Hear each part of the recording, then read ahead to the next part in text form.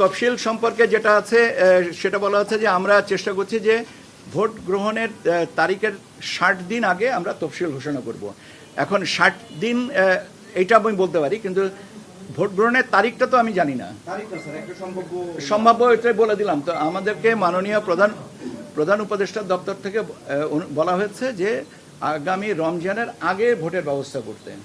এখন আগামী রমজান আমার যদি ভুল না হয়ে থাকে তাহলে 17 বা 18 ফেব্রুয়ারি বা 19 তারিখে এরকম দিকে হবে। কাজে আপনি ওইভাবে আপনি হিসাব করে নিতে পারেন। আমাদেরও হিসাবটা 17 কি 18, আবার রমজানের সাথে তো চাঁদ দেখার ব্যাপার আছে। কাজে এই মুহূর্তে তো কত তারিখে চাঁদ দেখবো এটা তো বলতে পারছি না। প্রতিটা জিনিসই চ্যালেঞ্জের। আমি কি জানি আগামী 8 ঘন্টা পরে আমার জীবনে কি দুর্ঘটনা ঘটবে না? সো প্রত্যেকটা জিনিসই চ্যালেঞ্জের, এবং প্রত্যেকটা জিনিসকে মোকাবেলা করার জন্য মানসিক প্রস্তুতি থাকতে হবে। এটাই হচ্ছে দৃঢ়তা, এবং এইটাই আমরা চাই। আপনাদের দিক থেকে ওই সহযোগিতাটাই চাই। আপনারা যদি অনুমান করেন যে আগামীতে এই সমস্যাটা আছে, আপনারা আমাদেরকে বলেন, আমরা সেই ব্যবস্থা নিব। কিন্তু আমি না জেনে বাতাসের সাথে তলোয়ার চালানো যায় না। পরিস্থিতি আসবে, পরিস্থিতি মোকাবেলা করতে হবে, ওটাই চ্যালেঞ্জ। এবং ওইটার জন্য মানসিকভাবে যে দৃঢ়তা থাকার দরকার, আল্লাহর মেহেরবানিতে আমাদের সবারই সেই দৃঢ়তা আছে, আপনাদেরও আছে, আমাদেরও আছে। সিসি ক্যামেরার বিষয়টা, বডি ক্যামেরার বিষয়টা স্বরাষ্ট্র মন্ত্রণালয়ের ব্যাপার। স্বরাষ্ট্র মন্ত্রণালয়ের ব্যাপার, এটা আইন শৃঙ্খলা পরিস্থিতির সাথে, এটা আমাদের চাহিদা না, এটা স্বরাষ্ট্র মন্ত্রণালয়ের থেকে আলোচনা হচ্ছে। এবং সেই আলোচনার যদি আমাদের অংশগ্রহণের বিষয় থেকে থাকে, বা আমাদের অংশগ্রহণ কোথায় কতটুকু হতে হবে, সেটা আলোচনা সাপেক্ষে। কিন্তু উদ্যোগী মন্ত্রণালয় তো স্বরাষ্ট্র মন্ত্রণালয়, নির্বাচন কমিশন তো না। এটা তো ভোট কেন্দ্রে সিসি ক্যামেরা থাকা লাগবে কি লাগবে না, এটা নির্ভর করতেছে তো স্বরাষ্ট্র মন্ত্রণালয়ের অনুমানের উপরে। আমরা তো চাইবো যে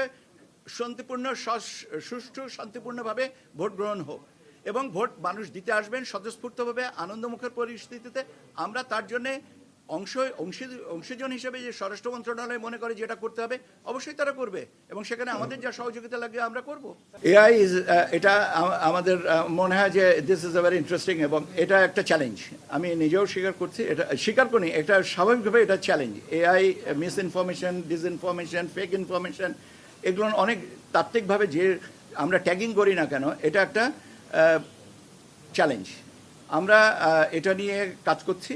আমরা এটা নিয়ে আমাদের যে ভিতরে আমাদের সংশ্লিষ্ট যে সংস্থাগুলো আছে তাদের সহযোগিতা নিয়ে আমরা এটাকে অ্যাড্রেস করব। একটা জিনিস বলা ভালো, যে আমরা কি আমাদের সব কিছুই সামাল দিতে পারবো? চেষ্টা করব যাতে সব কিছুটাই সামাল দেওয়া যায়, কিন্তু এই সামাল দেওয়ার ক্ষেত্রে কিন্তু আপনাদেরও একটা যথেষ্ট বড় ভূমিকা আছে। কাজে আপনারা আমাদেরকে সহযোগিতা করেন, নিশ্চয়ই আমরা আমাদের অভিষ্ট লক্ষ্যে পৌঁছাতে পারবো।